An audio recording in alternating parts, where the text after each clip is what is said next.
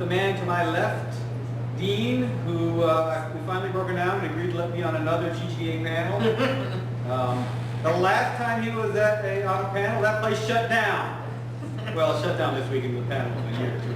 But despite that, Dean's been a great advocate both for arts and for quality work. And if you haven't seen his presentation up on the GGDA YouTube channel on work ethics, which is aimed at high school kids, but it's freaking appropriate to everybody, and even for Joe. Check it out on YouTube channel. And yes, I know everybody in here has great work ethics, but you work with people who don't. So what you do is you email this link to people you work with who don't have good work ethics and say, hey, check this out. I think you know some people who should see it. That way, so I think all of you know somebody who should see it. Just say it. But Dean, would you tell us a little about yourself and especially about this site? Okay. Just to let you know, where you're at is Sprocket and Anvel. Sprocket is the actual company. Anvel is the training facility within the company.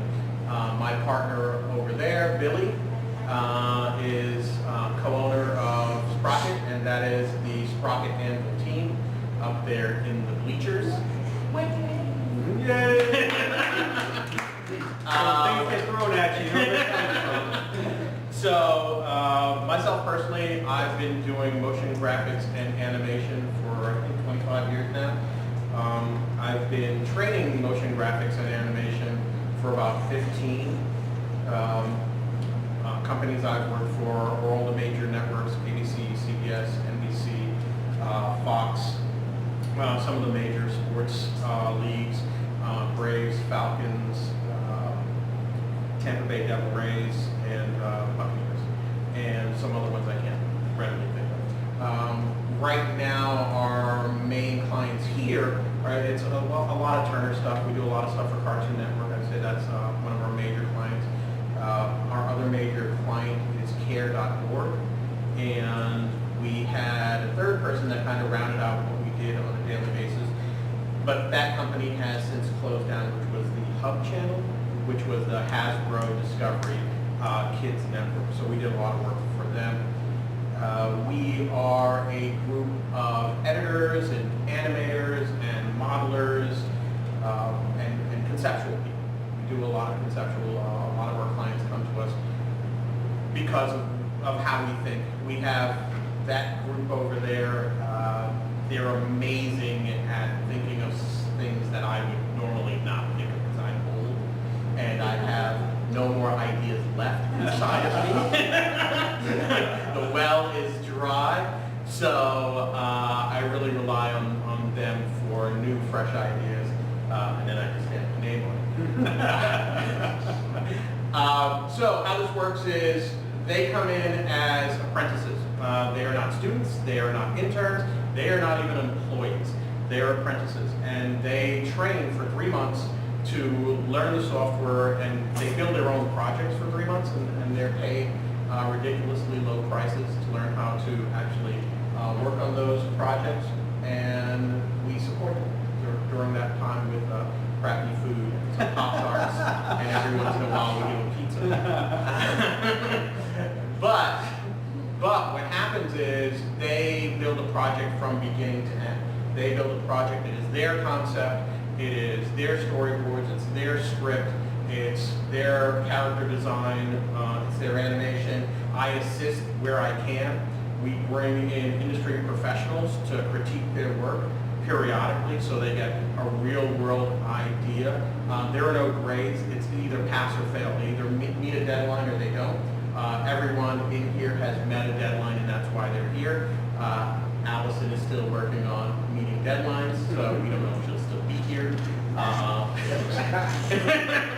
And we're very serious about, we like to kick people out. And the only reason we do that is so that they get a real world mentality of like, this is what work ethic is, this is how you're supposed to finish a project, this is what your deliverable is, and this is the quality it has to be delivered at. They finish 3 months with us, and then they freelance. So these guys are all working on Cartoon Network, Care, Toys R Us spots and things like that after the 3 months, if they survive the 3 months. No one has ever not survived because we pick and choose who comes in and we make sure that besides that they have a skill set already, but they just seem like they're going to be easy to work with. They get paid industry rate. So when they're freelancing, they're paid what the industry is paid. And then we take a piece off of that. I get paid as an art director, a creative director. So it's a symbiotic relationship. When there is no work, they are training themselves on projects, and then we're paying them at sort of like a better than intern rate to keep them in the system and learning. They're also on a pay scale cycle where they hit certain benchmarks, and that raises their salary. So if they have X amount of skill, they get paid more. The more projects they've completed, they get paid more. And we kind of calculate if you've done 3 projects, well, to us, how many years do you have in industry from those 3 projects, and we'll bump up their salary accordingly. And we try and keep it symbiotic, so there's never a time they're paying for training. They're basically funding their own training throughout the process. It is a very complex and difficult thing to explain as well as actually execute, but we've been doing it for a year, and it's worked out pretty well. So yeah, we're really happy with what's come out of it, and Do you want to talk about how people get involved in that process? oh yeah, so everywhere around you there should be a business card for Billy and I, so definitely grab one. How the candidate program works is we only take a certain amount of people, and usually it's one at a time. Right now in the summer, because people are out of school, we can take 5 at a time, so we actually have 5 candidates candidating in over the summer. Every summer is the only time you'll ever see that we have 5 candidates in, because they have to be here basically 40 hours a week and plus. So we require from them the same thing I would require from myself. So if I'm going to put in, a weekend, they're expected to put in a weekend to get the project done, and that's their project. So you come in for a meeting, we talk. I try and scare you away as much as I can with the horrors of this industry. You don't buckle in that conversation. There's a second conversation. Billy and I go over your portfolio, and then you're candidate for 3 months. And like I said, it's 3 months because it takes us 3 months to know if we like you. It's 3 months because it takes that long to know if you like us. We have all different types of personalities, and we try to make sure that every personality fits. And through that, sometimes you don't fit in the beginning, but after 3 months, we'll either make you fit. Like a Sprocket. It is basically, yes. You come in, and the term Anvel, it is actually honing and sharpening the blade. So we make sure that you fit. We want you to succeed. The whole point is we want you to succeed. We don't want anybody to fail. And we also, if we don't have something readily available, if we know that something's out there, we will place you. I mean, like I said, I've been doing this 25 years, so I have a lot of connections. So a lot of times I get calls of, hey, do you know somebody? And I'd sooner place one of my own somewhere else if they can get a full-time lead or something like that. Because I can vouch for like 100%. This person will work, and you will be happy, and you will never call me again, except to take me out to dinner. Usually I don't vouch for people I don't know. So it's hard when someone says, hey, do you know somebody? It's like, I've met all these people, but I can't vouch for anybody. So having a group of people that I can totally endorse is a really nice thing. And the flip side of this is something we very only briefly touched on, Dean and I, but the idea is sometimes that people do have downtime. So if you are a small studio who needs some quick artwork filled in, they are one of the places you can call. And if they have bandwidth, can get something turned really rapidly. They're not really an established game group, so don't necessarily expect it to be low poly, quick animate stuff, but they can work to spec, and certainly we're talking to you if you need something done. Yeah, and they're all illustrators. Everybody who's in the group is an illustrator. And, in concept, like what you're talking about, can do multiple concepts. Like most of the stuff that we do is we concept characters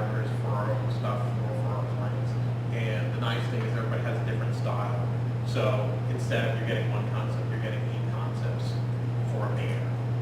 And all these different styles, and whichever one you're like, hey, that's the one I like, then we all kind of form around that person and just help them execute. We keep everybody on a tight deadline, and we never miss a deadline. We stay in budget. And we run a tight ship on that. Even though our guys are young, I swear it's like you're working with 40-year-old professionals. They're that nasty and and the rest are growing into them. Excellent. You built your part like pros. Well, so tonight's panel is the art of the business of art. The idea being that in the art industry, the first thing you have to get people said is it is a business. And then you have to get that back out of their head to understand that there's an art to the business side of what's involved. And it's not just cranking out sprockets on an Anvel. It is a whole lot of the creative process, and that can't be put on a factory and cranked out assembly line style. So we put together an excellent panel to talk about this. The plan initially had been to be a stronger mix of art directors and artists. Our past panel like this was art directors telling artists what they need. I wanted that conversation to kind of be flowing back and forth. Unfortunately, 2 of the artists I tried to get out here tonight couldn't make it at the last minute. Thankfully, we roped in Sarah to take on the role. She is speaking for all artists, while the rest of us are the art directors. You're late. Why isn't everybody I gone? got here at the same time you did. Yeah, as Dean pointed out before, man, we don't have to be creative anymore if we're just mean enough and deep enough to use on people. Yes. But I'd like to go ahead and start the introductions on this panel on my far left. I am Stephanie Turkey. I wear kind of a variety of hats at games that work. We're really small studio, so jobs. So I don't just do art anymore. I'm doing programming with.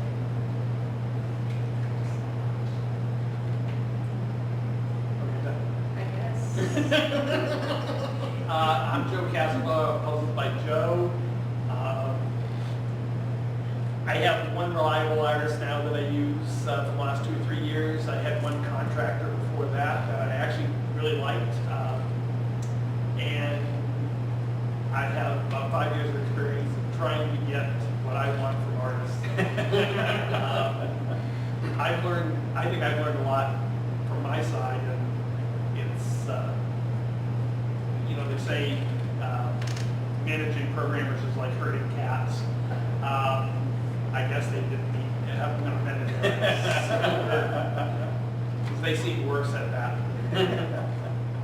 but again, I get to work for them. So, and I actually learned a lot. That's what I learned. I gave my spiel. All right. Dean with the Anvel and Sprocket. I'm Andrew Greenberg. I'm the Executive Director of the Georgia Game Developers Association. I'm also one of the owners of Holistic Design. I've been working in the games industry since '90 with all sorts of different artists on all sorts of different game projects. And they're all awesome, they're all wonderful and thankfully great experiences. And now, speaking for all the artists in the world. Hi, I'm Sarah. You can also call me Taco. I'm a rigger, so I'm a half artist. Because I do more of like technical art kind of things, so a lot of programming mixed in with the art world. So yeah. So you're in the moderator seat. So, no, I won't put you in that hot spot. It's not my favorite. So the way we're going to structure this conversation is I wanted to go through with the various art directors, and get each of them to talk a little bit about what they have learned about working effectively with artists, and especially with freelance artists. And I was going to go to the artists and have them talk something about what they've learned about dealing with art directors. And They're terrible. sure, who would be a good artist? Leah, come down. Oh, No, come down. Out of the cheap seats. Into the dugout. Just so you know, Leah's been working with me since she's been 15. Okay, so she's been working in production. She's 20 years old now, but she's been working in production for quite a while. So I think she can talk for another artist. clients haven't burned you down with customer work? Leah, you want to quickly introduce yourself? Hey, I'm Leah. Okay, I'm a motion media design major at SCAD here in Savannah. You want to talk about your background and clients you've worked on? Okay, yeah. So he's talked about some of the clients that we've worked with. We've worked on projects with Cartoon Network Latin America, Care.org, The Hub. Generous. Sure, yeah. I don't know. He just tells me to do stuff. So I guess I'm a great person to ask for. All right, so I'll start off from the art director side, and we'll again keep going this way now, and just give kind of an idea of what I'm looking for. In dealing with artists, for me, one of the hardest things to balance has been how much leeway to give artists at the same time trying to get them to fulfill the vision of the project. So I've learned that when I am too specific about what I want in the art, it is never as good as I know that artist can do. On the other hand, if I give an artist free rein, it's never anything that will actually fit my project. So this is why I'm using the title, The Art of the Business of Art here. Because from the art director's side, there is an art to getting what you actually need out of the artist. How much freedom do you give them without having to go back and forth 20 different times on the same piece of art, which I've been in situations where that's happened. So for me, it has been finding that balancing out of what is that artist specifically, not if the ghost doesn't turn into the water.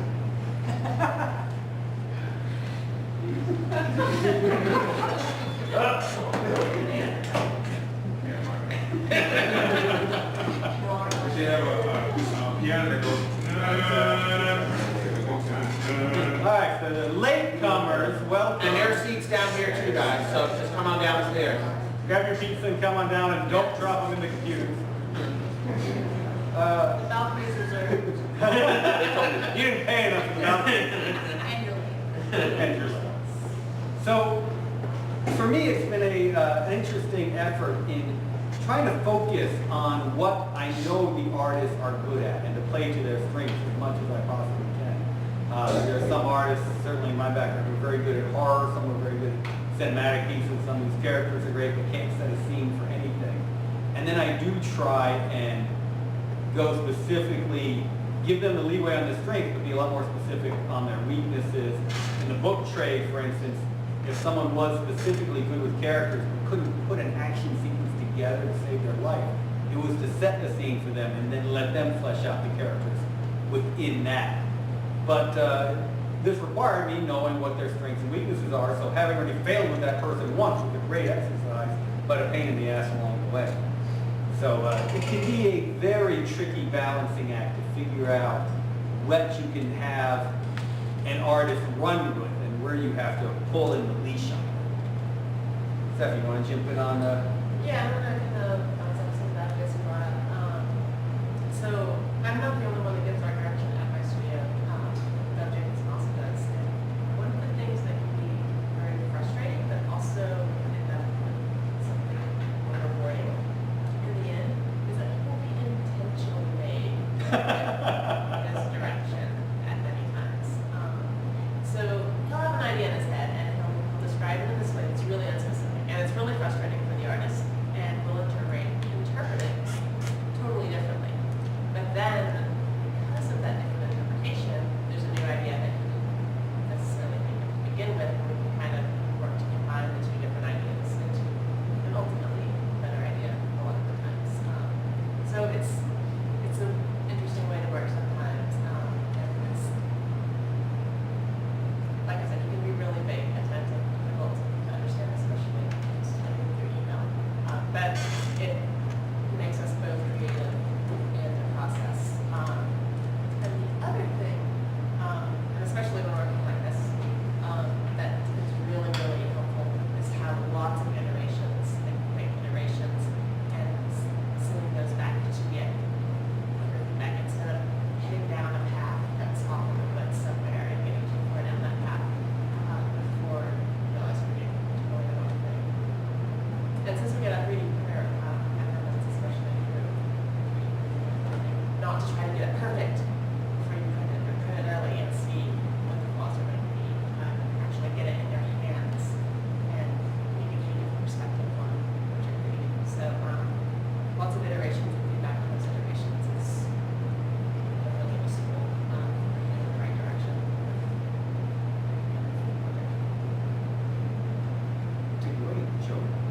So, yeah, I don't call it purposely vague, but it's, we used to have an expression when I was first starting programming, we called it matchbook cover design.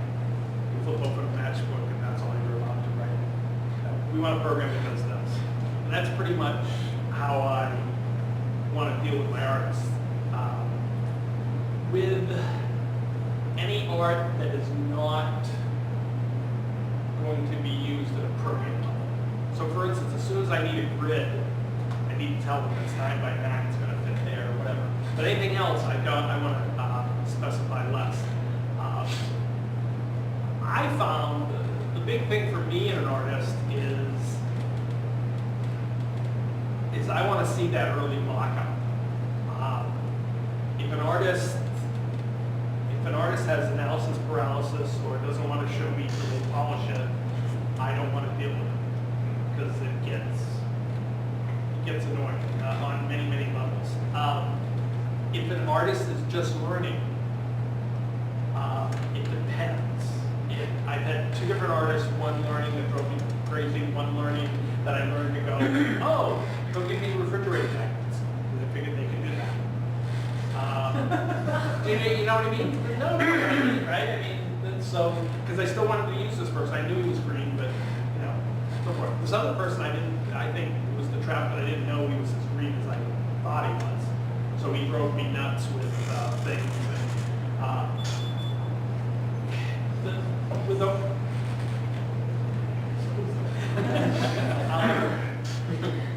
One of the things I learned early was with some artists, if I gave them an either or, I might get 10 variations on something. And I want to, get to the point. I just want one. And from future conversations, I would make a couple things in feed, and he'd still give me 3 or 4 variations of that, even though I've honed in, the feedback. It's very tough. It's almost like finding, a comedy partner or somebody to sing with, or whatever. It's. But you've done all those things. What? Thank you. But what I'm saying is the fit. You can't, right, you can't do it with oil and water. You have to find somebody that's right. I don't know, it's been a challenge. I'm happy that I'm not ecstatic. I would like certain things to happen, but, and by the way, I'm an art director that actually is a programmer, so I can save issues. It's always fun to sort of say, oh, it didn't quite work the way I wanted, but I can make that work. And I like that because it brings out the creative side of me. The bad part of that is I use the artist being slower than I would like as a procrastination. Because nothing makes me, as the guy trying to finish the project, wanting to finish it when the art's finally done, gets me right into crank mode. And when the art's not done, I really drag my feet. So that's a wow. So that first one is the 10 variations. Do you find that useful early in the process? No, cut it down to 3 or 4. Do your job. That's the way it started. That's the harsh way to say it, right? That so I'm a game designer primarily, and options is good to a point. But if you're giving the player too many options, you're not doing your job. Your job is to figure out where the fun is and give them the fun, not make them choose. I used to be the other way. I used to give them, I want to play the game 20 different ways and so forth. But you still have to give them the one you really care about. You can give them the options, but you don't. So for an artist, I don't want the 20 options. I want 3 or 4 close. I want them to use their judgment with color, without And secondly, you said you used their slowness as procrastination. Yeah, that's my own problem. Do they give you custom early on, or? No, I can do my own solo. So, okay. Programmer. And I'm a hack, so I start with the last project. But there's something about having the completed art that just, now I can nail it down. Before that point, the end of that project is not really in my hands. And I'm horrible at it's my own demons, what can I say? All I know is finished art really jazzes me. And actually finding the artist that jazzes you is part of, because there's confidence and there's a level above confidence, right? There's the person you want to write the song, so to speak. So, and my current artist, I really like, and we're very close to that. If he was quicker, you know, if I could light a fire under his butt when I wanted to, you know, I would be very, very happy. But you're still not ecstatic. Correct. And money does not seem to motivate artists, which is not a surprise. So for you artists out there, Joe wants ecstasy. Dean. I guess ours is a little bit different. All of the projects that we get, and this is not a slam on any of the guys I work with, all of the projects that we get, I can do by myself. It's just the way it is. I can't get it done in the time that it needs to get done. And I can't go further than it needs. So basically, the reason that we have so many artists is if we can crank something out in a week, that's awesome. That same project might take me a month, or 2 months, or 3 months to do it by myself. To get these guys motivated, I'm not sure if they notice all of the things that I do to get them motivated. Because I almost am afraid to show behind the curtain. I didn't know you were going to ask this, but it's almost like all of you leave the room. So one of the things that I do to get artists motivated, and it isn't money, because you can throw money at an artist all you want. There's a tipping point where they don't give a shit. They just don't. It's about the art, especially true creatives. It's about the art. Once they've got to the point where they have the money they need, which means rent, car, pizza, booze, movies, especially young artists, they don't need any more money. So you've lost your motivation. Then you need an older artist, because then they have a house, a car, a family, and then they need that amount of money. So money doesn't work. So you find these little things to motivate them. One of the things is building competition, but not having competition. And that just means constantly, God, I am giving some secrets away. Throwing in riggers into the pool. And that basically means, not riggers, that basically means when one of my artists gets really good at something, I find a better artist to bring them in. Because what happens is artists are competitive, but they don't want to compete. In other words, if you tell an artist to run, they're not going to run. If you just put someone who's running next to them, they will run. Okay? They will get up and they will run. Artists have egos. And they're great, oh God, I can't believe it. They're great.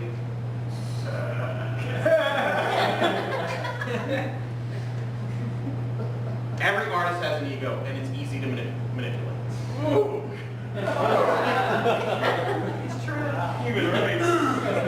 And it's easy to manipulate if you know the way to manipulate. And it's basically through challenges. It's basically through step up to the plate. It's a series of humiliating them and propping them up at the same time, but never letting them feel humiliated or propped up. It is herding cats. It's herding cats with tails on fire. It is at any time they can blow a gasket. At any time they can have a meltdown. At any time they can have a block. And you have to be there to know exactly what has to be said to get them past that block. You have to know exactly how mean to be or exactly how much of a friend to be when they're in these places. The thing that makes it easy for me is I was lucky to have great art directors who did the same thing to me. And you take that little piece of knowledge and you go, that's in my bag of tricks, that's in my bag of tricks. I've also had shitty art directors who said, that is not in my bag of tricks, that is not in my bag of tricks. You do not humiliate people, you do not do this, you do not, there's a whole different way. The other thing is, in the iterations, let's just talk about that. We control, there's a lot of control that has to happen without feeling like it's too much control. Everybody is allowed to concept. No one is told they can't be part of the concept stage. Everybody is allowed to add an element. My guys, I don't do this to them anymore, but I used to tell them no one gets paid if their concept isn't used. And I've done it. I've said, if you come in and you give me a concept and I don't use it, I'm not paying you. I'm like, you've wasted my time and you've wasted your time. You really didn't do any work. Why would I pay you for no work? And that means you phoned it in, and I won't pay for that. And it's being honest with them, going, you know what? This isn't how it works. This is not 9 to 5. This is not, hey, I came in so I get a paycheck. This is like, perform, and I will give you whatever I have to give you. So we do incremental stuff. We do, like, we're working for Cartoon Network right now, and we did a yesterday. Was it yesterday? I forget the days. Yesterday, yesterday everybody had to write 8 sentences. That's all I want. At the end of the day, just give me 8 sentences, 8 pitches. You don't have to draw anything. They don't even have to be good grammar. The client will never see them. Give me 8 pitches. And everybody did, and there was this confusion of what these 8 pitches were. Now, I would like to say I'm being purposefully vague. I love that. I love that. And challenging them to actually work towards something and letting themselves grow. The actual fact is I'm in my head more, so I have half of the conversation in my head, and then I have half of the conversation with them. So I assume I told them everything. And then I get back this weirdness, and I go, and everybody's yelling at me, going, well, you didn't tell us this. But what happens with that weirdness, and again, I'm owning that purposely vague thing, I think I love that, is that special, weird, unacceptable, acceptable things happen that I did not expect. And the whole way we're even going with the Cartoon Network pitch is because someone didn't understand what I asked of them. And what they came up with was like, hey, that's better than was in my head. So let's go with that. There is a lot of freedom in the early stages when we're concepting. We leave it very open because they are artists and they're all here because they have that skill set to make the project amazing. But at the end of it, there is total control. There is total reining in of the cats. There is building walls so the cats do this, so the cats do that, and they hit this ding.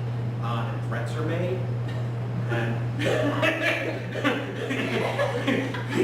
people are sometimes pulled over to the side and told, I know where your parents are. Whatever it takes to meet our deadline. So it is a give and take, and sometimes I know I'm too hard, and sometimes I know I'm too soft.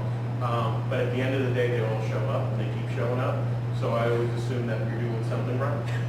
But it is difficult. Working with 1, 2, 3, 4, 5, 6. We have 8 artists. And it is very difficult keeping everything together. And I'm going to own what you said too, the procrastination if they're not done. I'm a finisher. I need all of them to have pieces and parts because I finish the animation. No one finishes but me. And that's just because I have enough experience to see where all the problems are. So they can't see it yet. I don't want to say young, they just don't have enough experience. So I'm the finisher. And I wander around this studio not knowing what to do when I don't have pieces to work with. And I procrastinate. I can email, like one sentence would take me all day because I'm just like, I should be doing something. You can't type. But when I get the pieces and parts, then you're jazzed.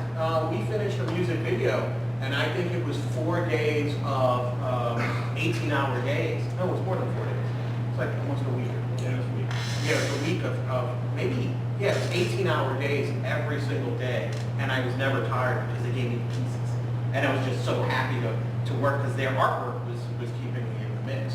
So yeah, I totally agree with a lot of what you guys said. But, yeah, just humiliate and make them happy and have an equal balance. I mean, I want to add one thing. I found out that with my artists, I finally had to tell him that although it was not a big deal for him, it was a big deal for me, and it was a deal breaker.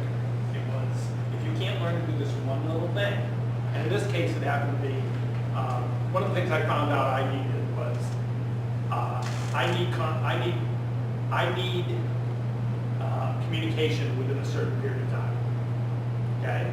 I don't care if it takes, you know, if I send you a message and it takes you a day to come back and say, oh, I don't know that, or 3 days, whatever, but I can't wait 2 or 3 days, because it drives me nuts, okay? So I need, as a minimum requirement now from any artist I ever deal with, is if I send you a message, you know, what is a reliable form of communication, and this is the max amount of time you have to commit to getting back to me. Because other than that, if you go beyond that, the aggravation is not worth it. And as much as I love your art, we're done. And I had to have that conversation, which to me seemed like I tried to tell him that so many times without actually saying that. But I had to say it. I had to get to the point of going, no, this is done. I know this is, you think this is silly, but nope.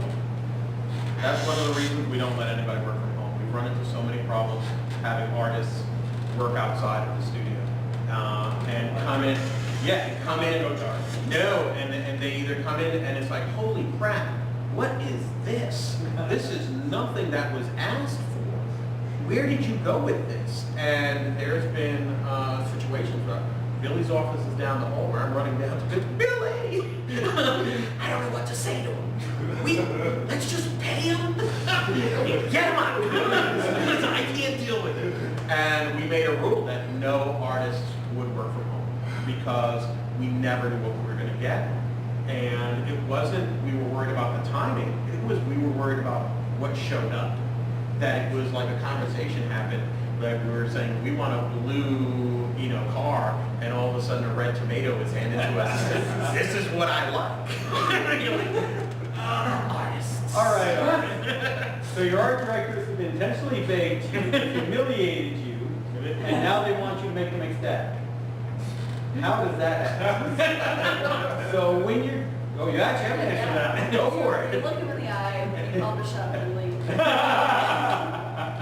Don't do that. I don't. So when you receive instructions from an art director, A, how do you make sure you have all the things that you need from the art director before you get started? And then 2, what is your process for moving forward from there? So they said we need this animation, we need this concept art. Are you looking to them for constant feedback on iterations? Are you constantly going back with them? Are you exploring on your own and then bringing them something? I find like for me, I usually just kind of go off on my own, but I'm also rigging, so it's kind of, I make a skeletal system done. But I think the biggest struggle I find like with me and other art directors, especially when it comes to like motivation, is like sometimes they kind of forget about me as a rigger, and you know, most people focus on like the modeler and the animator, and they tend to forget about me. And they also tend to forget when I say, hey, this isn't gonna rig right, this isn't gonna perform right. I tend to get ignored. And then that kind of demotivates me because I'm like, I'm not getting any attention. And yeah, I know like mine is like the, I guess not really appreciated as much role. And I'm okay with that. I'm down with that. I'm the not known hero of the world. And but it's like I can't make something good if you're going to ignore me and not kind of motivate me, because I need a little push too. I think most artists need that push from a director. And so I guess that's my biggest thing. If you want to be an art director, listen to your artists when they say, hey, I need this, so that way this can work the way that you want. And that's especially true in games where there's a tech issue involved, and sizes are questionable even. I've been in a situation where the resolution is a question mark, and that's a big thing for artists. So I kind of base this on deadlines. So deadlines can go really quick, and Dean asked me, oh, I need you to make it do this. I ask so many questions, like it drives me nuts, because he hates answering questions.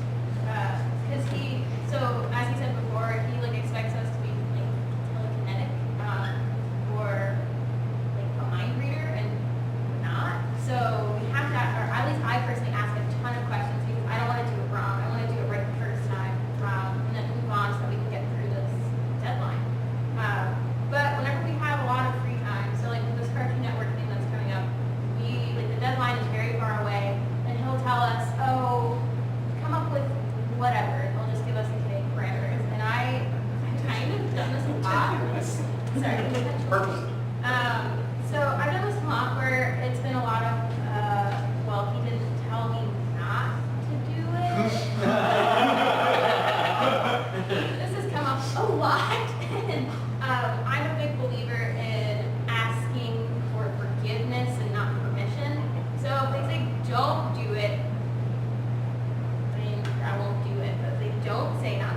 then I think that's free game. My personal opinion, they probably hate me at times, but, and she said that, she gets ignored sometimes when she says that she can't do stuff. And I think everybody I work with, we're not allowed to say that we can't do something. So, regardless of whether we really can't figure it out, we have to make it work. That's it. And, your absence in the shape to get us to figure out how to do it. So, yeah. Like, if I can't physically do it. Yeah, she's another person waiting on other people's correcting work. But I think that's a great point, is the idea of that back and forth. The art directors are being intentionally vague. The artist can ask questions, but the best thing about the questions the artist asks is they don't need to clarify the things that are clear in our heads. They need to clarify what they need to know, which can still keep it all intentionally vague, but they get the specifics they have to move forward comfortably. The hardest thing about being an art director with any artist is, for me, a creative director, is I already know what I want. I know exactly what I want, and I can basically say at any time, just do this. The problem is, and we try to keep this mentality going through here, is we are not a service bureau. Everybody here is free will and can think. We don't try and do service bureau type work. In other words, that someone dictates exactly what they want. We're just the tool to finish it. We try not to do it. We do it, but we try not to do it. Because that's our mentality for the studio, we try and do that, or I try and do that with the artists. And sometimes it's basically, I know what I want. It's, and I wouldn't say it's purposefully vague. It's, but you might have something in you that's better. And we have something where Billy comes and says, I want to tell him what to do. But you can't do that. It's beating that's missing the point. Just manipulate them. Yeah, we have to like just go and nudge. We have to just nudge with some words, careful words, and hope that it sticks, because we're going to get something magical by that. And yeah, we don't have a and I want to just speak up so that no one thinks I'm a slave driver here. Yes, no one is allowed to come to me and say they can't do it. It can never happen. No one is, and everybody is allowed to come to me with problems, and they can pull me over to the side and say there's problems. And you should always have that with your art director. That's when it's awesome. When you can come to your art director or your creative director and go, and this is how you'll know you're in the right place. Because a lot of times as artists, we don't know if we're in the right place or not, especially when we're young. You don't know if this is the right fit for you. Let me tell you, the right fit is when you can walk into your art director or creative director's office and just go, what's wrong? You don't love me. I mean, straight up. I mean, I am okay with that. I feel you do not appreciate me. I feel that you do not respect what I do, because a lot of the times, as artists, we're talking about that ego thing. There's artists and that unseen hero. That's a hard part. The unseen hero in a lot of our jobs is the creative director gets the light and all of the people on it, and the person who was important in the rigging or the texturing. No one's talking about, have you seen that texturing? That just doesn't happen, because most people don't even know, unless they're in the industry, to say it. And we forget, as art directors, to be totally honest, we forget. But it should be an open forum for any artist to work with their creative director like they're the best, it's your best friend. They're not an adversarial person. Well, to add on to that, you have always kind of beat it into us that we are not operators. We're designers, or at least, I don't know, from a gaming standpoint, but here, we really try to be creative, not just do what we're told. So I'm a huge believer in fighting for your idea, and fighting for what you think would be best, to an extent. But I'm happy to have Dean as a creative director because he allows the time to hear what you have to say about whatever your idea is. Is that? I've been 15. I am.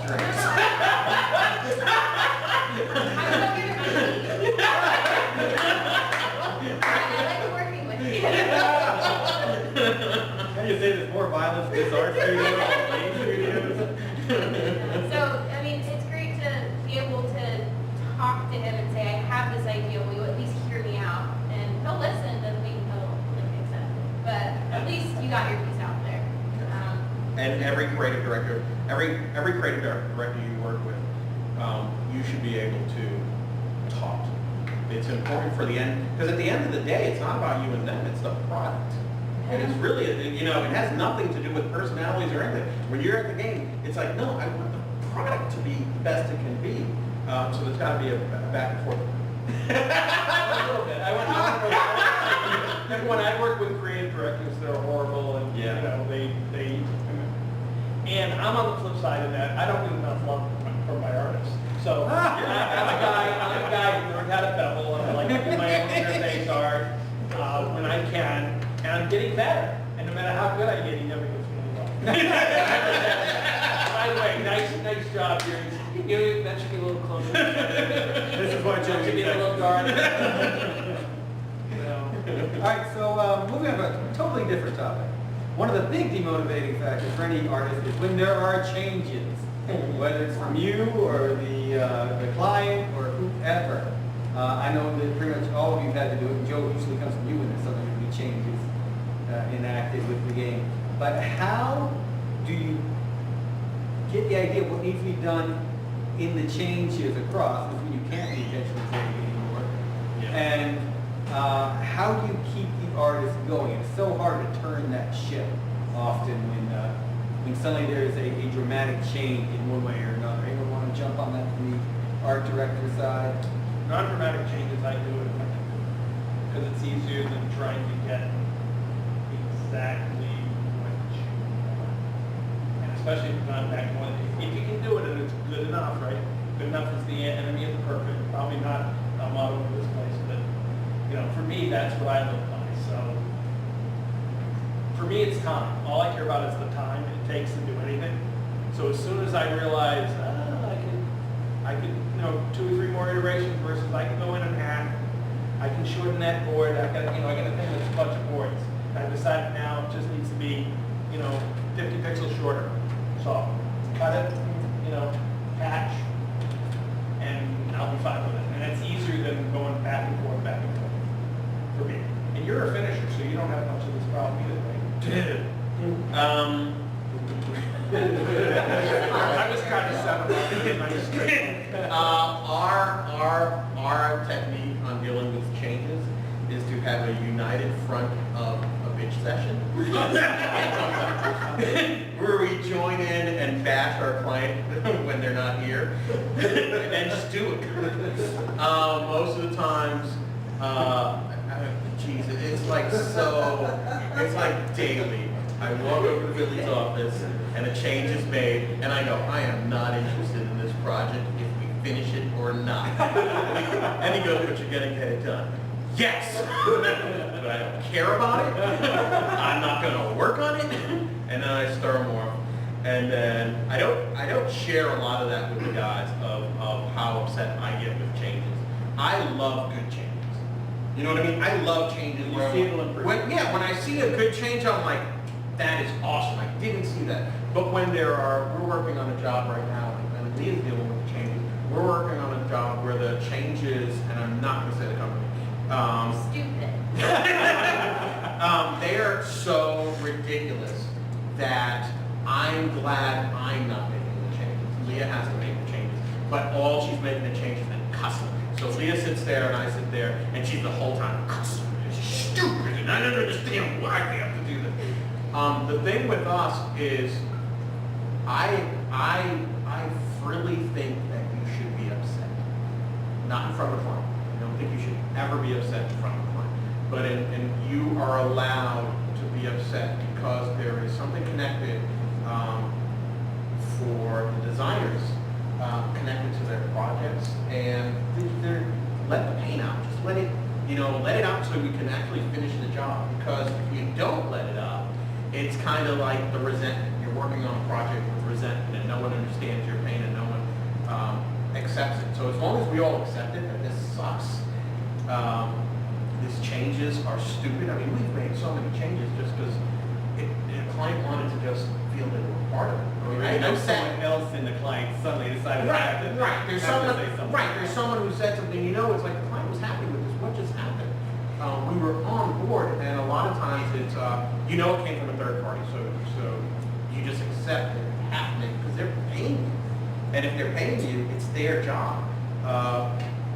We talk a lot about that we don't have ownership of this stuff. Like, we'll do everything in our power to make it good, but we don't own it. It's just someone paid us to do it. Yeah. So yeah, our thing with changes is whining and moaning and doing it. Getting the team on. Yeah, get it, yeah. Stephanie, anything on your end? So most of the clients that we've worked with haven't really given us a lot of input on our direction. Make our changes going on. Design changes, yes, we made design. We made art is all house.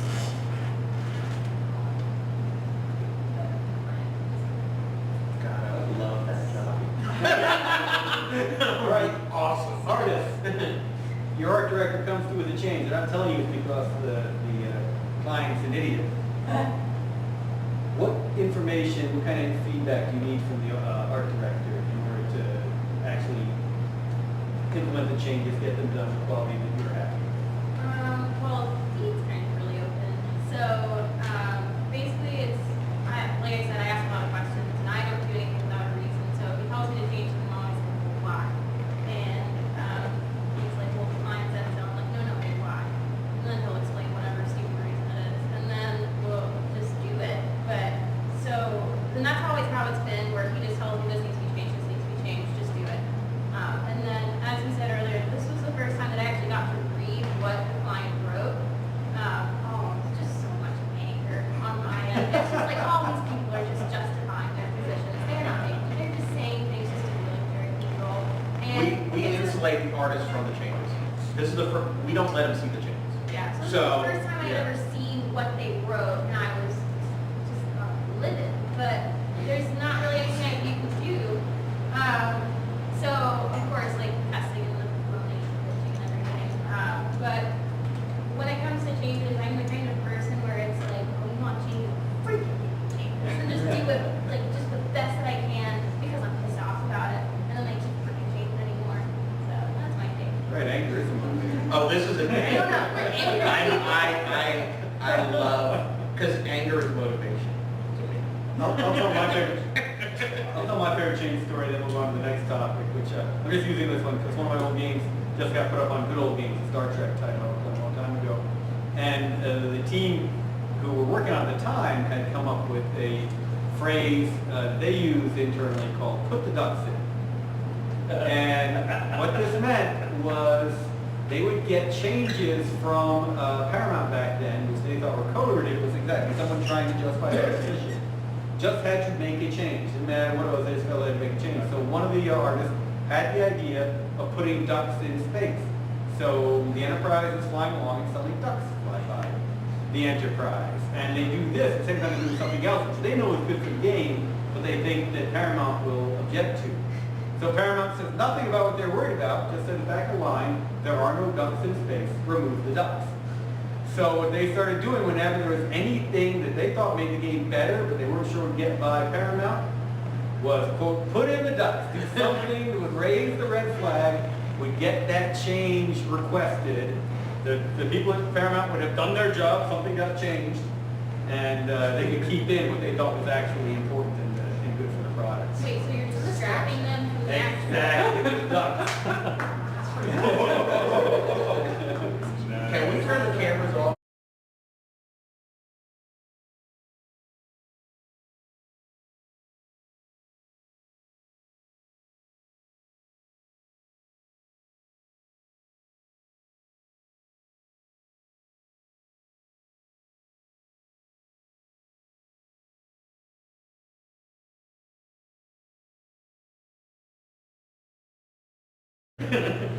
All right, so we're running a little on time. I do want to go over to one more topic, and then I'll turn it over to everybody for final comments.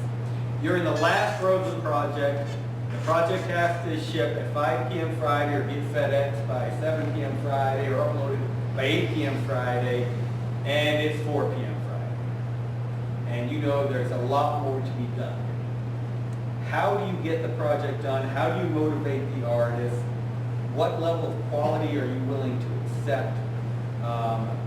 What are your tricks or tools for those last bits of crunch time to get a project done at the quality level you're willing to ship out?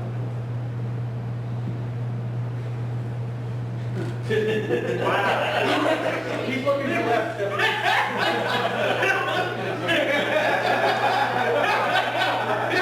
I can go first. Timing is an illusion, and for me, it doesn't matter. You are doing it. I can abstain from this question because actually the thing is to just not care. I mean, for me, I don't have a client, I'm my own client. It doesn't matter. In fact, I'll quote my first semi-partner in my first game ever. A difference that's no difference is no difference at all. And for me, a week, a day, 2 weeks really doesn't matter. I can't make an argument that if I got it out 2 weeks quicker, all that matters is over time, I'm compressing enough. So I'm very easy on myself going, and I'm horrible with my own deadlines and stuff, so it's really not an issue. So. All right, so the first art director, the answer is second. So, well, we're in food, first of all, feed the people. And also, there's sort of a camaraderie in that everyone's working harder. Like, it's not like the art director says, hey, finish this, I'm gonna go have a beer while you're finishing that. Everyone is working really hard, and so that camaraderie motivates everyone. You see everyone else working on this, and that's important to everyone. And generally, we, as individuals, we want to be successful making deadlines anyways. That's kind of self-motivation, so that's not someone externally motivating. And then, like, I know you said Friday, before we give it, not Friday, but a lot of times, sometimes we'll have weekend crunch times, but then again, it's like, we all do the schedules and we can all put it together, we all work together, and then, we'll kick off next week, whatever that person's kick off. We don't have to kick off at the same time, just review it, we come in together, crunch time, we're all there. With food, again. And sometimes beer. So,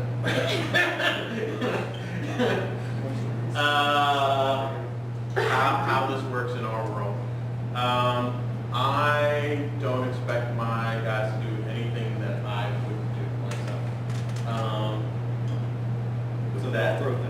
With that said, we're trying to find a moment in time, and I think it was New Year's Eve.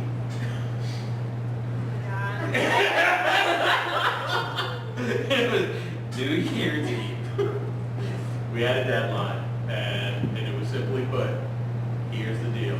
We're working through New Year's. There is no one taking off. There's nothing. This is what we're doing. I go, I'm warning you now. If you come in with a hangover, I will not feel sympathy for any of you. The deadline comes first. And so let me give you a little bit of background, because I'm not an evil dictator by any means, I don't think. I came from, I broke into this industry in live news, okay? That basically means our deadline took 30 minutes. Like, something just happened, we get on it. If you can't handle that, go home. You don't belong here. So I'm structured for that type of mindset. I did live news for 10 years. So for me, that pressure is someplace I'm comfortable with. We used to have a saying in live news is you don't call in sick unless it's hanging from the bone. You get there. You get there if you're sick. You get there if your mother's on a deathbed. I don't care. It's live, and we need you there. You're a component. I guess that mindset is still in it, because when we have a deadline, there is food and there's stuff and there's some kind of camaraderie. We usually, like, when we have to hit a deadline, it's like, all right, everybody pick your movie, and we watch movies. Remember that time? We'll put in everybody picks a movie, and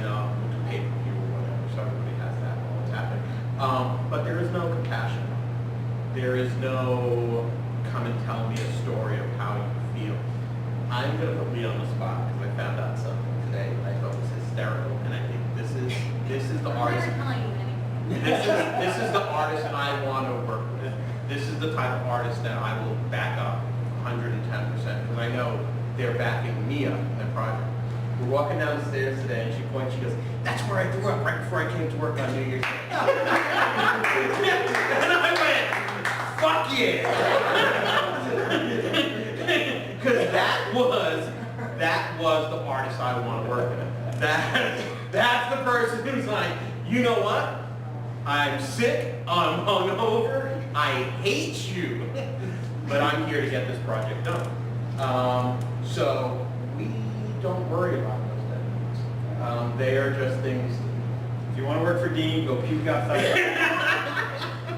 So you're on deadline, you're yelling, screaming, where is the product? They've already given you way too much work in too little time. What do you need from them in order to get things done other than more time? And what is your response to the art director if you really do need more time to finish something? There really wasn't enough time for them to get it to the quality you want. Give me more tacos. More tacos is number one. Number two, I guess I'm just gonna go back to the whole just listen to me when I like, just especially like the rigging, you know, we keep talking about rigging. Just like if I don't have a model that is up to standards that they want, like if you want an armpit, for example, this is an issue I have with a lot of models. If you want an armpit, the model can't be like this. The arms can't be here. There's no geometry right there. You're not getting an armpit. It needs to be out. So by the way, if you're a 3D modeler, out. Don't, not down here. Out. It doesn't have to be T-pose. Just, you know, like make sure there's that thing. Who does that? Right. You'd be surprised. That's what I'm saying. It drives me insane. And then they're like, why is there no armpit? Gee, I wonder why.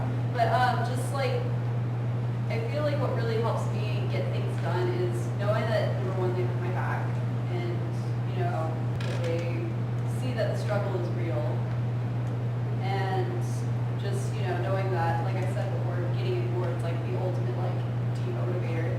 So feeling the love and just knowing like that I am actually important enough that in their daily schedule, like even though there's a deadline coming up, and sure, like the animator, the modeler, and everybody else is like going all out, you know, they're still taking time to check on me too. Because like I said, I often get ignored. Plus tacos. Plus tacos. Well, I really like the pressure, so that kind of helps me motivate. It motivates me to like work faster and better and get it done. But I usually just ask like my director and pretty much anyone around me, like I'm gonna say a lot of things in the next like 24-hour period. Don't take it personally. It's not. It's just it's me. Don't fire me, please. You know, just gotta do what I gotta do to get it done. Yeah, that's it. And that is a good rule. Crunch time, pretty much anything that gets said gets forgotten after crunch time. Yep. Is a pretty key one. All right, so let's go into the last word. Since we're running out of time, we'll answer any questions people may have. Does anyone on the art director side want to start with the last word on what they wish artists knew, on what artists can do to make them happy, other than puke outside their offices? I always think that the word artist should be. Personal moment. Just say that the thought of work you would need is what made you mom. Yeah. I always say the term artist should be stricken from the language. And the reason being is it has a bad connotation of someone who is flaky, who can't meet deadlines, who you can't trust. We always talk about it as craftsmen. And that's what we are. We're craftsmen. We build things. We are pixel engineers. We are not artists. And we don't treat ourselves like artists. We are, and I'm going into the canon fodder, so here we go. We are soldiers. We get on the battlefield and we wage our war to meet that deadline. And we do not take prisoners. And we hold ourselves to that. We hold ourselves to a warrior freedom. I would think if you want to make it in this industry, that you would do the same thing, that you would know that it is kill or be killed, feast or famine, and every day, you fight every day is another fight. So that's what I would say is take that into Do you understand why we're angry now? I can hear the Rocky. Oh, we call it cue the embers. This is Sparta. Joe, actually, really, we go this way the whole time, so we'll let you have the last word on the art director. So, Joe, be on time, let them know you're I responding. think, I guess one thing I didn't quite say was, it's very, I understand the artist versus craftsman, okay? I've learned to, it comes down to setting expectations, which you do really, really well. And if you don't, you really only have yourself to blame. So you need to set expectations, and you can't assume anything. You have to make, it's almost like you have to make sure they heard you. You want, it has to come back, because,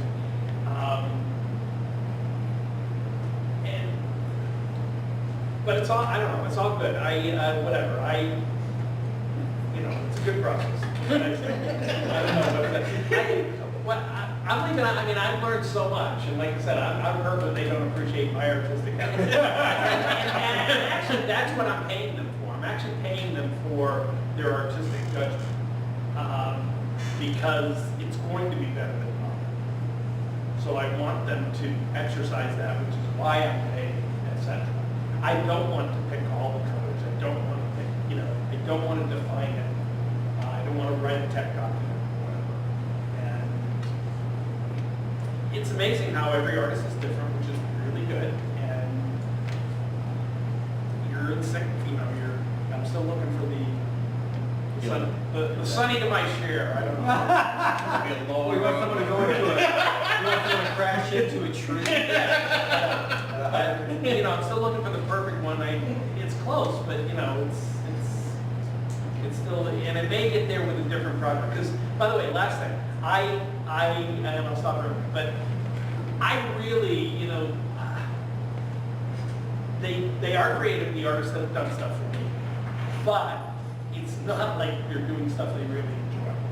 It's the worst end of game stuff. It's very close to painting walls. It's not quite that, but it's their creativity. I know I'm not tapping to make them really, really happy. In fact, I tried that.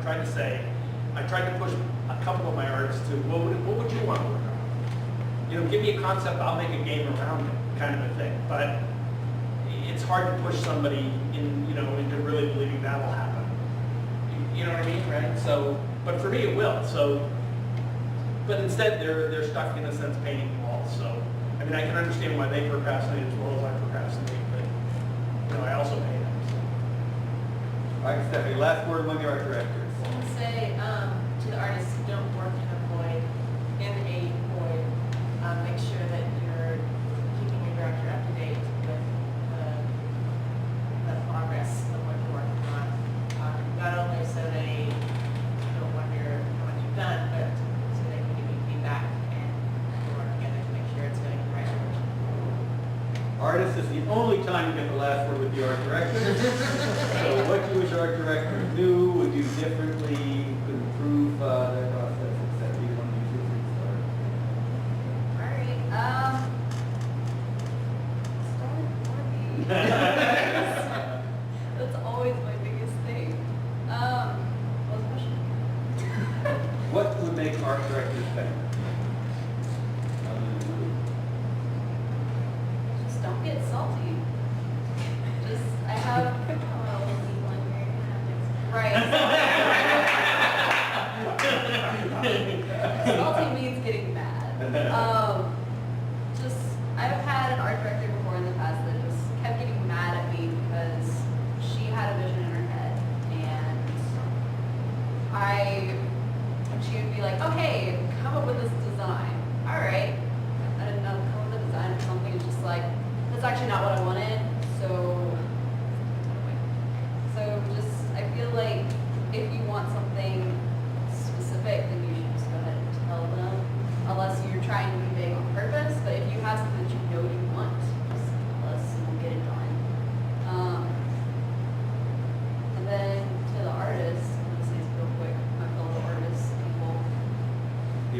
get salty with your art director.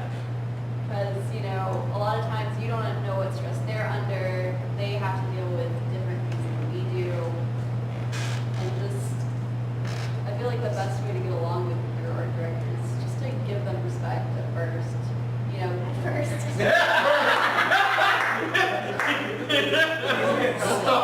Start with respect and then just slowly. Once you're on salary. You're on salary, okay. But I mean, and you know, you keep the respect, even though it might change to like more like of a friend thing, kind of like how you two have. No, we're not friends. Friend. There you go. And you know, eventually you go to that point, and you know, sometimes the respect will just kind of go down the toilet. It's like, all right, you don't know what you're doing, all right. So just try to have your patience. It goes a long way. Last words. I think for me, communication is everything. If you want something a certain way, like you said, say it and communicate it properly. Don't expect your artist to understand what you're saying. You don't say everything. I don't know, that was great. Anyway, correct? Yeah, no. And also, I think a huge source of motivation is, you know, being listened to. Like, if I feel like my opinion is heard, I am more willing to work on this project because I feel like I'm a part of it, as opposed to just working on it. So, let your artists feel important sometimes. And I know that makes me feel a lot better about working here. And, yeah, communication. Yeah, I think that's- Go for it. Sorry, I just did remind me of something, like with the communication, like, especially with games, I think it kind of helps your artists feel inspired if you keep them updated, like, on every single process, like not just, like, for me, like, I don't have to, like, help me keep them board, like, how's the actual game form, how's the environment looking, what's the gameplay like, instead of just me focusing, oh, this is the model, this is the animator, all right, How and the in piece between, there you go. fits into Huh? how that artist's piece fits into the movie. Yeah, so kind of like helping us see the entire picture, I feel kind of helps us inspire because we get a better idea of what's happening than just like focusing on the one part and then you're done. Yeah, that's a great point, because there's so many moving pieces in a game, and you have no idea what happening over here is going to impact there. People aren't talking, creating these images with art, but the art has a major play on how the game is perceived by the players. All right, so on the artist side, we have communication, understanding, respect for feelings. On the art director's side, we have intentional vagueness, manipulation, humiliation, and so these things will work well together with having good food, and sometimes alcohol and vomit. All right, so I think this has actually been pretty comprehensive, but are there any questions from the audience tonight, especially from up there? How many questions do we have? Go for it. Raise your hand if you have a question. All right, Andrew, front row. So, I'm part of a small studio, so we all have to wear a lot of different hats. And one problem that we've been having sometimes is trying to get artists who have like a particular workflow and they're used to their best work within that workflow, doing things that have different delivery formats, you know, different like end products that can use in different ways. And I wonder if this is like trying to fit a square peg in a round hole, then we should be doing the opposite, like trying to change what the technical requirements are, or if there's like a way to kind of bridge that both. And then on the artist side, like, is that like a challenge that I'd like to have, or is it like give me what I'm used to doing, or this is how I can perform the best? Go for it. So for us, that's a really hard thing to deal with because it is true that when I got into this, we had bigger staffs. We had people that could be specifically on one task, and that's all they knew. It was totally acceptable, and they got paid well for just knowing that one thing. And through time, that's just changed, where people do have to wear different hats. One of the things that we do here is everybody has a training schedule. So when we're not in product or have a training schedule, and that means we're saying, okay, you have to get into Premiere Pro. You might never use it, but you need to know what it is. And periodically, I'll go and ask them, hey, I see, I think I had a conversation with you today, okay? Hey, I see you want to go and be an illustrator, so, you know, where do you, let's make sure we can make something for you.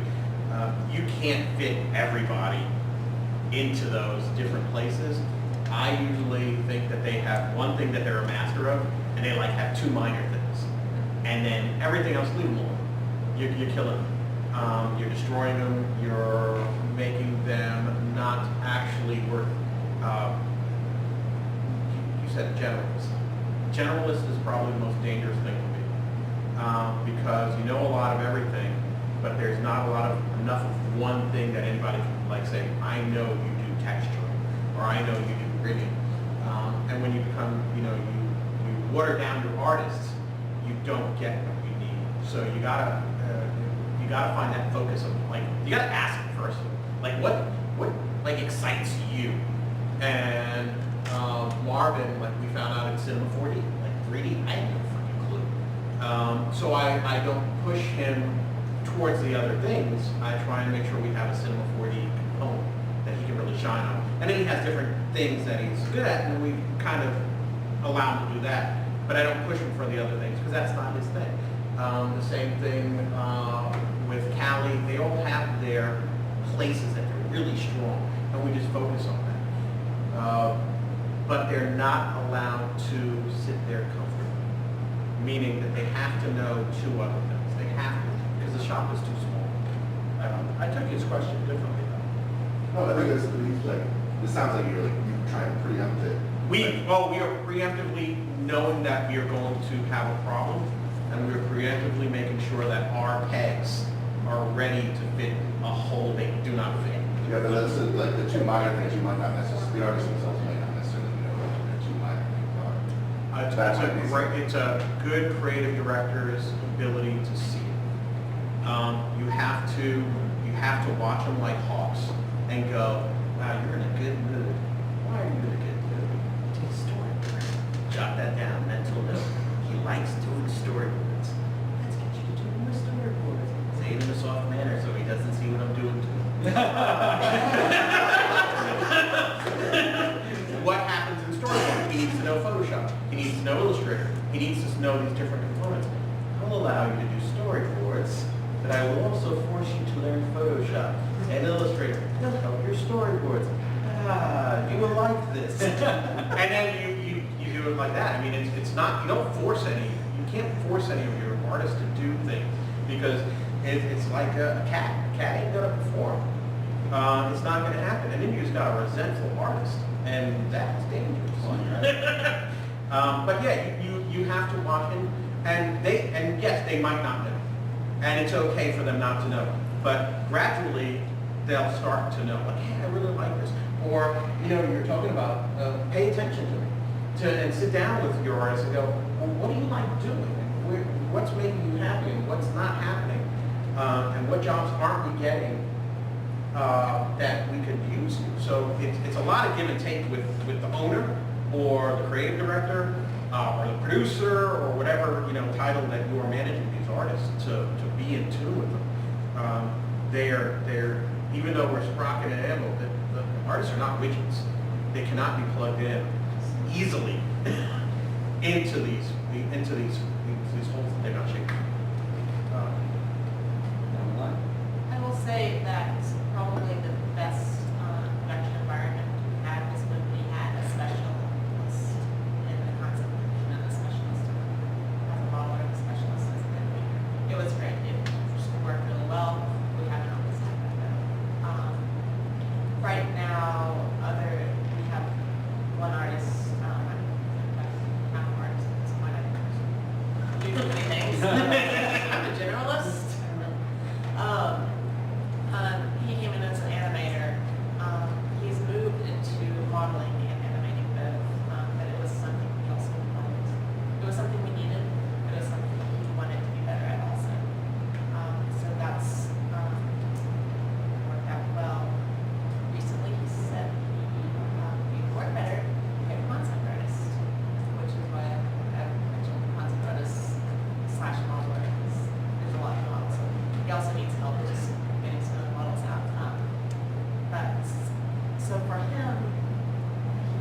that as an animator, but we needed him to be able to model, but he also wanted to be able to do that. And then secondly, he communicated to us what he has needed, and so that's what we're looking for now. If we have that concept and model and animate. Just because it's too much for him to do. I think he probably do the concept, but I don't think he has it. I don't know if that. So at HDI, we started out as a 2D art studio because there were no 3D cards. Anybody's machine wasn't doing CGI work. And then Doom came out, and suddenly everybody has to start doing 3D games because only people have 3D cards in their machines, and all the companies are pushing this. So when we do our first 3D game, the game First House Final Liberation, we're learning that pipeline process, and everyone needs to learn at the same time. And we're having to retrofit it from an old 2D pipeline process, and we're having to shake our guys and say, look, why is your 500 poly model not as good as your 8-pixel sprite? And trying to figure out how it worked. And it was an interesting process of figuring out how that pipeline flowed, how it worked, and how it especially worked with our people. And there was a lot of back and forth to find the right roles, right fits, right ability, right timelines to do it in order to ensure that folks were constantly working, not sitting on stuff, and that the final results were of an acceptable quality. And it really did require kind of retrofitting how we were doing things before we came up with the one that worked. That took a bit of time. So I'll say a lot of that is going to be trial and error, trying to see who can do what, to what quality, under what circumstances, and what procedures. So, yeah, figure the artist in the room for that too. So, I think for me, I think it just depends on the project. Which one I prefer to do, like push myself in something new, or just keep doing what I do. So, like, if the deadline's like coming up super quick, then I want to do it my way because it's comfortable. I know it. I can get it done, and I can get it done well. If there's a little bit more of a longer period of time, so like for example, you brought up something like Cinema 4D. If I was asked to rig in Cinema 4D, never done it before. So I would need time to learn the software, but ultimately I would like that because what I've learned in the past from switching from software is you learn new concepts, like even though, and they're concepts you can take from software. So like even like let's say you're on like digital tutors or something, you've done every single tutorial there is on animation in 3ds Max, and then you switch over to mine and you do all those tutorials. You know, you're gonna learn things that you didn't learn in the other ones that can apply to both kind of stuff. So I prefer to learn it, I prefer to do it a different way, but if I gotta do it my way. I agree. No, that you said it. All right. No need to beat a dead horse. Come on, survive the studio. Go for it. All right, one more question, and then we'll call. Molly. Well, I have a question for you, and then I think it's gonna be a question that wasn't a UI UX person that you were trying to. No, it's, So we have a huge problem in land that we don't have enough experts in UI UX specifically. Game UI. And yeah, and the thing is, I want to be able to train artists into this role because it's really scary for me if I go need to hire someone. I've had to say 4 times in the past 6 months for recommendations for this role. And the problem is that you have an amazing artist who's really good at style and characters and all these things, but they're not good at thinking of feedback or upstates, downstates, screen transitions. It's the difference between Heroes of the Storm UI and Heroes of the UI, which is what we see a lot of people do. How do we get from point A to point B, or we take studios that have all this talent and we train them in this role without putting the risk on top of the client? I'll do. I was just gonna say, in training, we don't deal with that same thing. But for us, we make sure that all of our guys, because our guys might not stay with us, they might go to different post houses, and they're cool with that. We let them do a project from beginning to end. I mean, they're carrying themselves for 3 months. They're carrying themselves. It's not client driven. It's driven by them, so that they understand every single aspect of the project. That doesn't mean they're good at every single aspect. They understand it. So it also gives us time to discuss need a transition here, you need this, and this is how this would, and this is why the company would need this.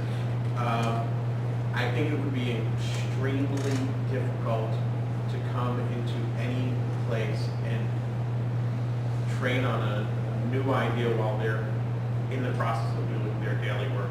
And that's what happens when I used to work for Gannett, my job was to go around to the TV stations to train the artists.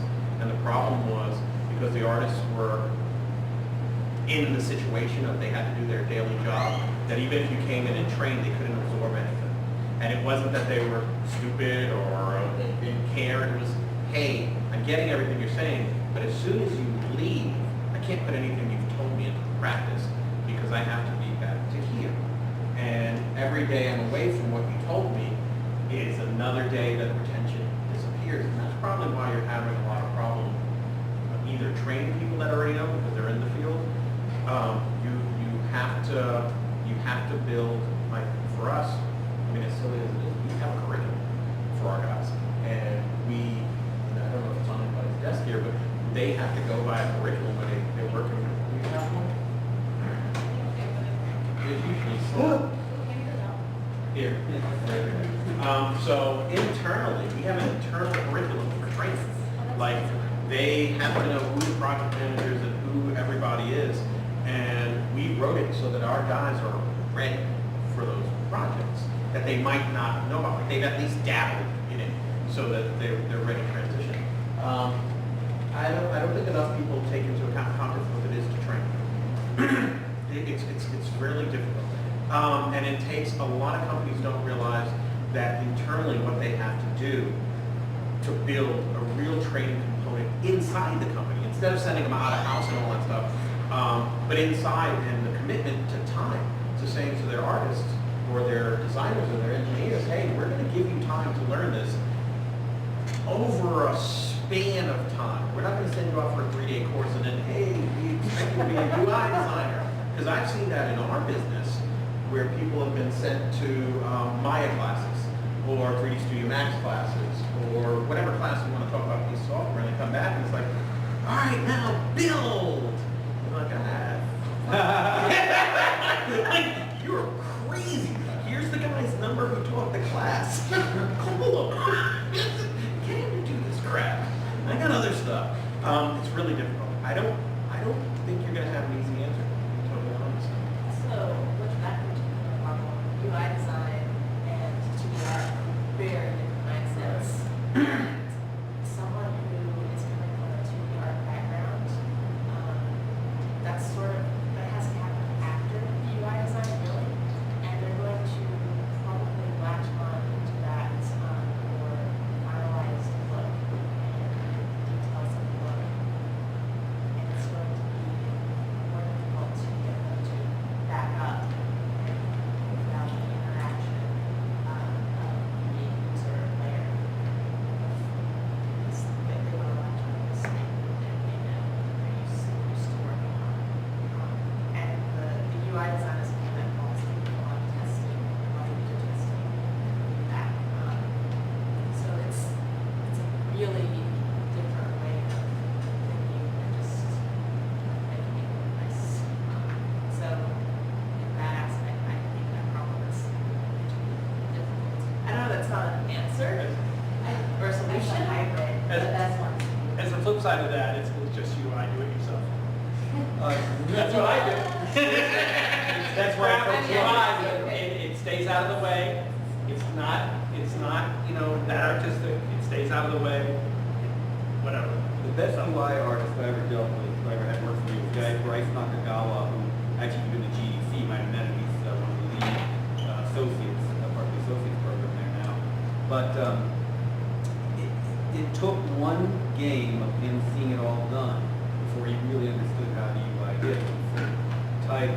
So I'm still that designer who does that whole screen flow chart, every button, what does that lead to, and then I'm laying out every screen, what goes where, and then it's to the artist to change it and make it look good, but I'm giving a basic layout. And it took Bryce, that first title, working through every screen, every part of the user interface, and make it work. And then it clicked for him, he was a good gamer and a good game designer as well. And from then on, he had a really good handle on it. how the button should work, and why they should work, and why the screens did what they did. And he could be as much designer as artist, but it really took one full title under him to get that out. So I really think that UI for artists needs a bunch of hands holding by someone who's at least done the design, if not the art. UX, yeah, like you, I found so few good UX artists for games. So I'm not, what's UX mean? User experience. That's like the functional piece, which is what you're talking about, but UI artists still need to understand the functional piece, so they can create this all this teaching, like a really good UI, has beautiful transitions, beautiful picture screens that pop up, and motion graphics, but we really lack that. Yeah, and I definitely agree, and that's something we should probably do for a future panel. There was a guy at Geneva a long time ago, Scott McDaniels, who was a UX guy out of the traditional web industry. And it was really fascinating watching him making that transition. We never finished that whole process, but it was interesting seeing him taking that web designer mindset and put it into a more exciting, more immediate environment of games where that feedback is even more critical. It's not whether someone's going to buy this or that, the traditional web designer thing. It's, is their character survive or not? Are they going to be doing the right thing? Or are they going to turn the whole damn thing off and stop playing your game altogether? And so I don't have a good answer for that. UI, I really think it is. Just hold their hand through one. If they're good, they will understand it from round two. You can't let them fail when you're the one publishing in the end. Let them learn from their mistakes before it goes out the door. Yeah, exactly right. That's exactly right. And man, back with us, I mean, it really was 8-pixel high buttons. How do you make that look like something? So let them watch and not let the user use it. Oh yeah. That's always They good. keep their mouth shut. We all see. Yeah, no, that's very true. Anything from the taco board? You guys want UI UX? I think the other thing, you had mentioned something, you had mentioned something about the web designer. You might be looking in the wrong place for your people. You might be, It is a transition. though. Yeah, It's a you might- serious transition to web UX. because I was gonna say, besides the web, you might need a badass graphic designer and go, okay, I need to teach you how to understand game so that they understand design. It seems like they need to understand design first, and you could kind of handhold them like, okay, this is what it needs to do, this is the reaction. So you might want to have my take, when you say motion graphics, like I would look for this person. I would look for this person first, and then I would mold them into whatever the easiest thing is. In other words, am I molding a UI designer or a UX designer into a graphic designer? That's going to be harder, I think, because sometimes that's just an innate ability.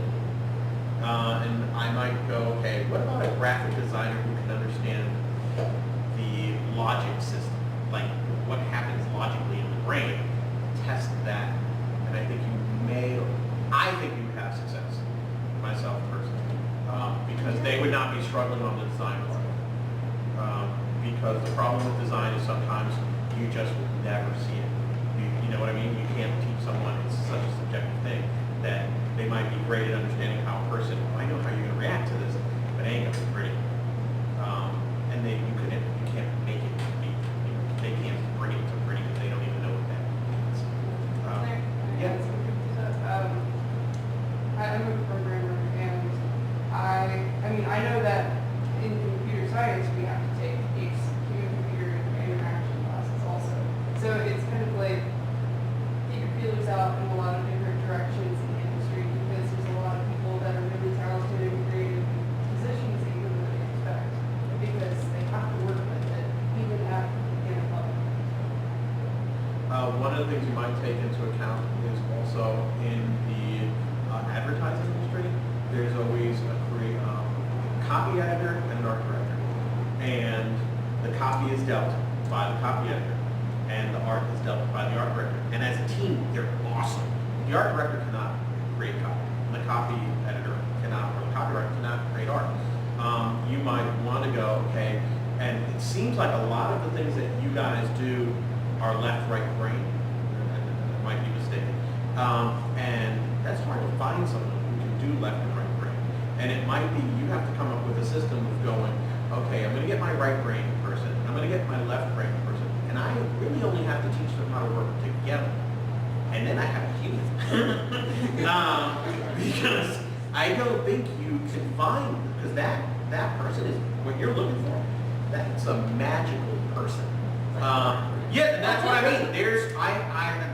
And I know that for a fact because I know some Flash scripters that can also design, and they're magical. Like there's only 2 or 3 that and I know a lot of artists and I don't know a lot of good programmers, but to have both of them, that is a unique thing that I'm not even sure it's trainable.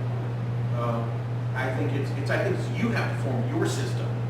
You have to recalibrate how you're thinking and get them together. All right, last final word. So I don't really know anything about what you're talking about, but in terms of like training, whether like it should be a good idea to bring someone on and train them, like, and let the client take the hit.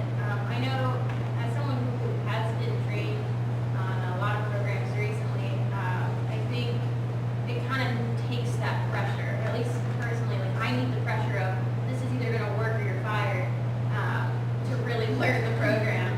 So I need that, like you have to make this work. It has to work. And I think that forces me to learn it a lot faster and a lot better and to the best of my ability versus like, okay, we're gonna take 2 weeks and you're gonna learn the program and blah blah blah. Whereas it's okay, you have 2 weeks, you have to get this done in 2 weeks, you don't know the program. Figure it out. And she's actually speaking from what I did, which was we had a project to get done that we didn't know the software at all. And it was, you all have 2 weeks to learn the software. If you don't learn it, you don't learn it, you all collaborate and co-learn. And if someone has information and they're paid for the 2 weeks, you don't have to work on anything else. Just learn. And if you don't learn, and we let one person know that was a freelancer because they didn't. And that's the gist of it. It's okay to put threats on people that you're giving money to. It's like, you know what I mean? I'm giving you money. If you do not learn the thing that I'm going to pay you for, you must know. It's okay, and it's okay to be like that. You don't want slack. So when you're going into your training, you put restrictions. You go, here's the thing, guys. We will give you a week of training. Learn it to your best ability. But you also got to be honest with yourself what they can learn. Like what we had to learn, what these guys had to learn was just to rig an animation. I mean, no offense. It was not 3D. It wasn't 3D. It was 2D, just they knew how to draw, everybody can illustrate, and it was just putting bones into a 2D illustration and making it move. And it was not to be amazing. It was like, hell, if we can get this thing to walk, we're gonna wow the client. So it wasn't a huge shock, but it was a great thing because everybody came together and actually there was a feeling of camaraderie. But sometimes you have to put it to these people. Like you want to do this, then pick up the mantle and learn. Because I don't think the schools are probably giving you what you want. I know the schools aren't giving us the motion graphics artists we need. I mean, they're graduates that we can't use at all. And they've gone before you, they've masters degrees. So sometimes you have to, or your companies that you're working with, have to take the mantle on of, hey, it's got to be, we have to take up what the schools stopped. And there's training in doing, okay? Yes. So most people I've met in my life, including myself, and I'll say this, so I believe almost every job I've ever been hired, I was not qualified to do the job I was hired. Didn't mean I didn't do the job, but it doesn't mean I was qualified. It doesn't mean they trained me either, okay? And another expression we had in one of our jobs is, it's not rocket science. And UX, now that I understand the term, is really not that much more than game design. And you can always look at anything and go, well, what's the next thing I want to do? Well, I have 2 pieces that do this. Well, maybe they're better if they do this. And maybe there should be a slow and a start at the end. Instead of just doing this, it should go, boom, like that, right? right? And you just learn. And anybody even right after college that's never done really UX before, who's chomping at the bit to design his first game, might look at that task and go, yeah, I can punch this up. And I had this discussion with my artist today. Consistency matters much more than all the other little choices. Okay, beauty matters, and your own aesthetic beauty matters, but consistency throughout matters much more. That's my 2 cents. Final word from the outside? All right. Well, thank you all very much for joining us tonight. Thank you to my